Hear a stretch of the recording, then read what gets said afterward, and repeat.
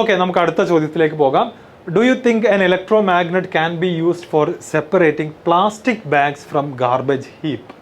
അപ്പോൾ garbage heap എന്ന് പറഞ്ഞാൽ നമുക്ക് ഒരുപാട് വേസ്റ്റുകൾ ഇങ്ങനെ കൂട്ടിയിട്ടുണ്ട്, അതിൽ പ്ലാസ്റ്റിക് ബാഗുകൾ മാത്രം സെലക്ട് ചെയ്യണം. അതിനുവേണ്ടി നമുക്ക് ഇലക്ട്രോ മാഗ്നറ്റ്സ് ഉപയോഗിക്കാൻ പറ്റുമെന്നാണ് ക്വസ്റ്റ്യൻ. ഇൻട്രസ്റ്റിംഗ് ക്വസ്റ്റ്യൻ അല്ലേ? ഇലക്ട്രോ മാഗ്നറ്റുകൾ എന്ന് പറഞ്ഞു കഴിഞ്ഞാൽ എന്താണ്? നമ്മൾ ഇലക്ട്രിസിറ്റി ഉപയോഗിച്ച് certain മെറ്റീരിയൽസിനെ ടെമ്പററി മാഗ്നറ്റുകളാക്കി മാറ്റുന്ന പ്രോസസ്സ്, അല്ലെങ്കിൽ അത്തരം ഡിവൈസുകളാണ് ഇലക്ട്രോ മാഗ്നറ്റുകൾ. അപ്പോൾ അതിന് എന്ത് പ്രോപ്പർട്ടിയാണ് കിട്ടുന്നത്? മാഗ്നറ്റിക് പ്രോപ്പർട്ടിയാണ് കിട്ടുന്നത്.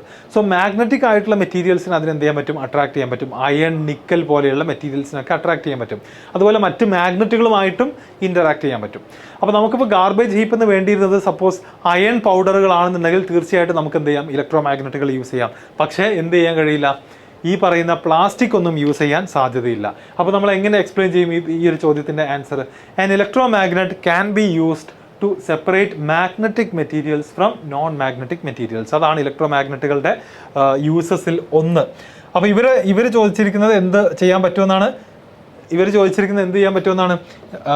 ഇത് പ്ലാസ്റ്റിക് ചെയ്യാൻ പറ്റുമെന്നാണ്. സോ നമുക്ക് ആൻസർ പറയാൻ പറ്റും, we cannot use electro magnets to separate plastic bags from a garbage heap as electromagnets only attracts magnetic. അവരെന്ത് മാത്രമേ അട്രാക്ട് ചെയ്യുള്ളൂ? മാഗ്നറ്റിക് മെറ്റീരിയലിനെ മാത്രമേ അതെന്ത് ചെയ്യുള്ളൂ? അട്രാക്ട് ചെയ്യുള്ളൂ. ആൻഡ് പ്ലാസ്റ്റിക് ബാഗ്സ് എന്ന് പറയുന്നത് തീർച്ചയായിട്ടും എന്താണ്? നോൺ മാഗ്നറ്റിക് മെറ്റീരിയൽസ് ആണ്. ക്ലിയർ അല്ലേ? ആ ഒരു പോയിന്റ് ഈസി ആയിട്ട് നമുക്ക് എന്ത് ചെയ്യാം? ആൻസർ ചെയ്യാൻ പറ്റും. Next question. An electrician is carrying out some repairs in your house. He wants to replace a fuse by a piece of wire. അപ്പം നമ്മൾ നേരത്തെ പറഞ്ഞ സേഫ്റ്റി ഫ്യൂസ് നിങ്ങളുടെ വീട്ടിൽ കേടുവരുന്ന സിറ്റുവേഷൻ നിങ്ങളുടെ ശരിക്കുമുള്ള എക്സാമ്പിൾസ് നിങ്ങൾക്ക് ഉണ്ടായിട്ടുണ്ടോ? ഉണ്ടെങ്കിൽ നിങ്ങൾ ഈ വീഡിയോയിൽ കമൻറ്റ് ചെയ്യണം. നമ്മുടെ വീട്ടിൽ പെട്ടെന്ന് നിങ്ങൾ പാരൻസ് പറയുന്നത് കേട്ടിട്ടുണ്ടാവും, പെട്ടെന്ന് കറണ്ട് പോയി, അപ്പോൾ ഫ്യൂസ് പോയതാണ്, വയർ മാറ്റണം എന്നൊക്കെ നിങ്ങൾ ചിലപ്പോൾ കേട്ടിട്ടുണ്ടാവും. ഉണ്ടെങ്കിൽ അത്തരം എക്സ്പീരിയൻസ് ഉണ്ടായിട്ടുള്ള ആളുകൾ വീഡിയോയിൽ കമൻറ്റ് ചെയ്യണം. സോ ഇവിടെ അതാണ് സംഭവിച്ചത്. അതിലൊരു ഇലക്ട്രീഷ്യനെ വിളിച്ചു വരുത്തിയിട്ടുണ്ട്. ആ electrician he wants to replace a fuse by a piece of wire. Piece of wire എന്ന് പറഞ്ഞാൽ ഉദ്ദേശിക്കുന്നത് നമ്മുടെ വീട്ടിൽ അവൈലബിൾ ആയിട്ടുള്ള ഏതോ ഒരു piece of wire. Would you agree? Give reasons for your response. നിങ്ങൾ സമ്മതിക്കോ? ഏതോ ഒരു വയർ, വീട്ടിലുള്ള ഏതോ ഒരു കോപ്പർ വയറോ മറ്റോ എടുത്തിട്ട് അയാൾ എന്ത് ചെയ്യാണ്? ഫ്യൂസ് വയർ റീപ്ലേസ് ചെയ്യാണ്. സാധാരണ ആക്ച്വലി നമ്മുടെ നാട്ടിലൊക്കെ ഫ്യൂസ് കേട് വന്നാൽ അങ്ങനെ തന്നെയാണ് ചെയ്യാറുള്ളത്. ഏറ്റവും എളുപ്പം നോക്കിയിട്ട് നമ്മുടെ കയ്യിൽ അവൈലബിൾ ആയിട്ടുള്ള വയർ ഏതാണോ, അത് ഏത് മെറ്റീരിയൽ ആണെന്നുണ്ടെങ്കിലും അതെടുത്തിട്ട് പുതിയ ഫ്യൂസ് വയർ കിട്ടുകയാണ് നമ്മൾ ചെയ്യാറുള്ളത്. പക്ഷെ അത് ശരിയാണോ തെറ്റാണോ? അങ്ങനെയാണെങ്കിൽ നമ്മളോട് അതിൻ്റെ റീസൺസ് എഴുതാനാണ് പറഞ്ഞിട്ടുള്ളത്. അതിൻ്റെ എന്തായിരിക്കും ആൻസർ? ഞാൻ നിങ്ങൾക്ക് പറഞ്ഞു, ഫ്യൂസ് വയറായിട്ട് നമ്മൾ ഉപയോഗിക്കേണ്ടത് ഏതൊക്കെയാണ്? ലോ മെൽറ്റിംഗ് പോയിന്റ് ഉള്ള മെറ്റീരിയൽസ് ആണ് ഉപയോഗിക്കേണ്ടത്. ടിന്ന്, ലെഡ്, സിങ്ക് പോലെയുള്ള മെറ്റീരിയൽസ്. അപ്പോൾ ഒരിക്കലും നമ്മൾ എന്ത് ചെയ്യാൻ പാടില്ല? ഇലക്ട്രീഷ്യനെ ഈ ഒരു ചതി ചെയ്യാൻ സമ്മതിക്കരുത്. കാരണം എക്സസ് കറണ്ട് വരുന്ന സമയത്ത് what will happen when extra current comes in? ആ മെറ്റീരിയൽ എന്ത് ചെയ്യില്ല? മെൽറ്റ് ചെയ്യില്ല. It will not melt and break the circuit. അത് വലിയൊരു പ്രശ്നമാണ്. നമ്മുടെ ഡിവൈസുകളൊക്കെ കേടുവരാൻ സാധ്യതയുണ്ട്. So answer, no, the electrician should not be allowed to replace the fuse in the house with a piece of wire.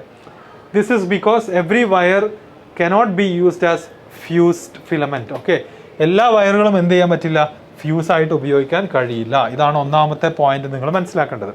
A fused filament must have low melting point. Yes, such that it could melt and break in response to a large amount of current.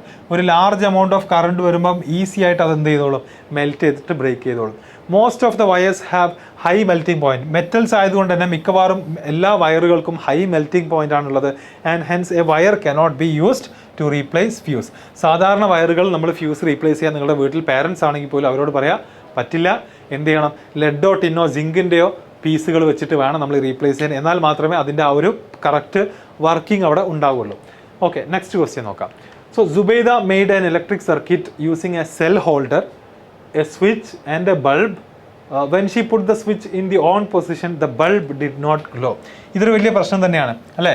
നമ്മൾ കഷ്ടപ്പെട്ട ഒരു electric circuit ഉണ്ടാക്കുന്നു, എന്നിട്ട് on ആക്കുമ്പം bulb കത്തുന്നില്ല. Ultimately bulb കത്തിയില്ലെങ്കിൽ നമ്മുടെ complete പരിപാടി ഫെയിൽ ആയതായിട്ടാണ് നമ്മുടെ ഓഡിയൻസ് കാണുക. Help Zubaida in identifying the possible defect in the circuit. എന്തൊക്കെയായിരിക്കും പോസിബിൾ ഡിഫക്റ്റുകൾ എന്നാണ് ക്വസ്റ്റ്യൻ.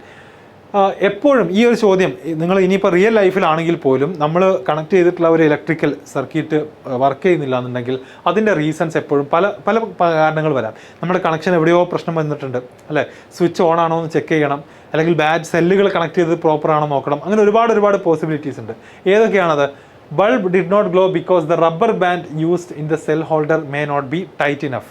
അപ്പോൾ നമ്മൾ സെല്ലുകളെ ഹോൾഡ് ചെയ്ത് വെക്കാൻ വേണ്ടി ഉപയോഗിക്കുന്ന റബ്ബർ ബാൻഡിൽ അല്ലെങ്കിൽ സെല്ല് ഹോൾഡ് ചെയ്യുന്ന ആ ഒരു മെക്കാനിസത്തിൽ ചിലപ്പോൾ എന്ത് സംഭവിച്ചിട്ടുണ്ടാവാം, സെല്ലുകൾക്കിടയിൽ ചെറിയ ഗ്യാപ്പ് വന്നിട്ടുണ്ടാവാം. ഓക്കെ, സെല്ലുകൾ കണക്ട് ചെയ്യുന്നിടത്ത് ചെറിയൊരു ഗ്യാപ്പ്, ഇതുപോലൊരു ഗ്യാപ്പ് വന്നിട്ടുണ്ടെങ്കിൽ എന്ത് സംഭവിക്കും, ആ കണക്ഷൻ കംപ്ലീറ്റ് അല്ല, ബൾബ് കത്തില്ല. അപ്പോൾ അത് ടച്ച് ചെയ്ത് നിൽക്കണം, അത് നമ്മൾ ചെക്ക് ചെയ്യണം. ഒന്നാമത് സെൽ ഹോൾഡറിൻ്റെ സ്ട്രെങ്ത് അല്ലെങ്കിൽ സെൽ ഹോൾഡർ പ്രോപ്പറായിട്ട് കണക്ഷൻ കൊടുക്കുന്നുണ്ടോ എന്നുള്ളത് നമ്മൾ എന്ത് ചെയ്യണം, ചെക്ക് ചെയ്യണം. Second one, if the cells are not in proper contact with each other, cells are not proper contact with each other, then the circuit will not be complete and current will not flow. അപ്പോൾ അത് നമ്മൾ already explain ചെയ്തു. മൂന്നാമത് നമുക്ക് സുബൈദയോട് പറയാൻ പറ്റുന്ന advice എന്ന് പറയുന്നത്, also 2 cells must be connected properly, 2 സെല്ലുകളും പ്രോപ്പറായിട്ട് കണക്ട് ചെയ്തിരിക്കണം.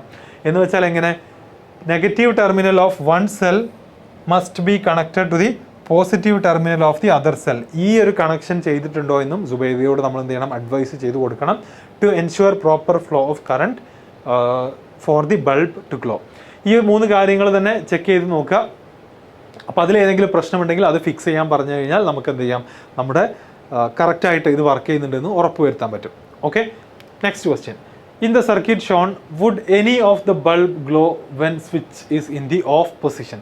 സ്വിച്ച് ഓഫ് പൊസിഷനിലാണെന്നുണ്ടെങ്കിൽ ഈ ചിത്രത്തിൽ ഏതെങ്കിലും ബൾബ് ഗ്ലോ ചെയ്യുമോ? ചിന്തിച്ചാൽ വളരെ സിമ്പിൾ അല്ലേ. ഇവിടെ കണ്ടോ, സെല്ലൊക്കെ പ്രോപ്പറായിട്ട് കണക്ട് ചെയ്തിട്ടുണ്ട്, ബാറ്ററി കറക്റ്റ് തന്നെയാണ്, 3 ബൾബ് ഉണ്ട്. പക്ഷേ സ്വിച്ച് ഓഫ് പൊസിഷനിലാണെന്നുണ്ടെങ്കിൽ ബൾബ് ഗ്ലോ ചെയ്യുമോ? സിമ്പിൾ ആൻസർ ആണ്, ദർ വിൽ ഇറ്റ് നോ എന്നുള്ള ആൻസർ അല്ലേ, സിമ്പിളാണ്, ഗ്ലോ ചെയ്യില്ല.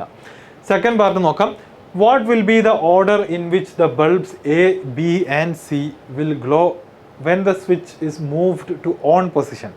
ഈ സ്വിച്ച് നമ്മൾ ഓൺ പൊസിഷനിലേക്ക് മാറ്റുന്ന സമയത്ത്, സ്വിച്ച് നമ്മൾ എന്ത് ചെയ്യുന്നു, ഓൺ പൊസിഷനിലേക്ക് മാറ്റുകയാണെന്നുണ്ടെങ്കിൽ ഏത് ബൾബാണ് ആദ്യം ഗ്ലോ ചെയ്യാൻ പോകുന്നത്? നിങ്ങളൊന്ന് വീഡിയോ പോസ് ചെയ്ത് നിങ്ങൾക്ക് തോന്നുന്ന ആൻസർ ഒന്ന് കമൻറ്റ് ചെയ്ത് നിങ്ങളുടെ ഗസ് ഒന്ന് കമൻറ്റ് ചെയ്യുക, എന്നിട്ട് നമ്മൾ കറക്റ്റ് ആൻസർ നോക്കാം. സോ റെഡി അല്ലേ? ഓക്കെ, അപ്പോൾ എന്താണ് നമ്മൾ സ്വിച്ച് ഓൺ പൊസിഷനിലേക്ക് മാറ്റുമ്പോൾ സംഭവിക്കുക? സർക്യൂട്ട് ക്ലോസ്ഡ് ആവുകയാണ് അല്ലെങ്കിൽ കംപ്ലീറ്റ് ആവുകയാണ്. ആ ഒരു മൊമെൻറ്റിൽ എന്ത് സ്റ്റാർട്ട് ചെയ്യും? കറണ്ട് ഫ്ലോ ചെയ്യാൻ തുടങ്ങും. ഓക്കെ, കറണ്ട് ഫ്ലോ ചെയ്യാൻ തുടങ്ങും. അപ്പോൾ കറണ്ട് ഫ്ലോ ചെയ്യുന്നത് നമ്മുടെ വാട്ടർ ടാങ്കിൽ നിന്ന് വെള്ളമൊക്കെ വരുന്നത് പോലെ, അല്ലെങ്കിൽ എം ടി ആയി നിൽക്കുന്ന ഒരു പൈപ്പിലൂടെ ഒരു അറ്റത്തു നിന്ന് വെള്ളം വരാൻ സ്റ്റാർട്ട് ചെയ്യുന്നത് പോലെയല്ല. പകരം എന്താണ്, എല്ലാ ഭാഗത്തും ഒരുമിച്ച് കറണ്ട് എത്തും.